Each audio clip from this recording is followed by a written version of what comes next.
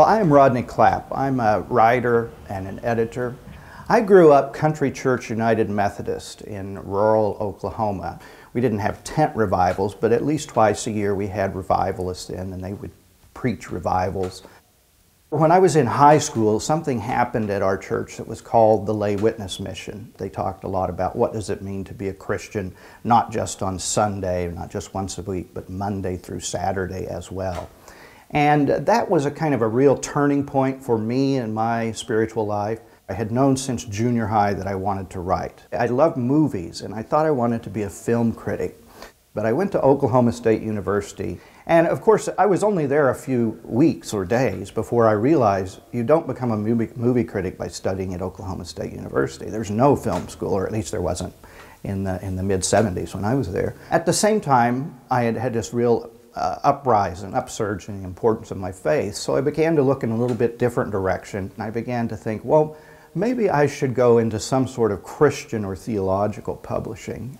And sure enough, made the move to Wheaton College Graduate School. It was during that time at Wheaton I studied with Robert Webber, who was an evangelical theologian, and a man who really understood the richness and the breadth of the church. And I was drawn to liturgical worship. I was drawn to the sacraments in particular.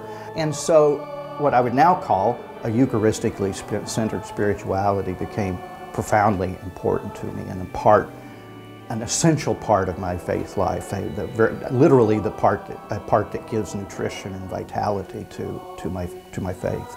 Off and on over the years I've struggled with depression and some obsessive issues and so forth. And so there have been many times when I have come to church, when I have come to the altar and knelt to receive the Eucharist, when I didn't feel anything except numbness. And yet the Eucharist is an action where the priest, the celebrant, and the people gathered together.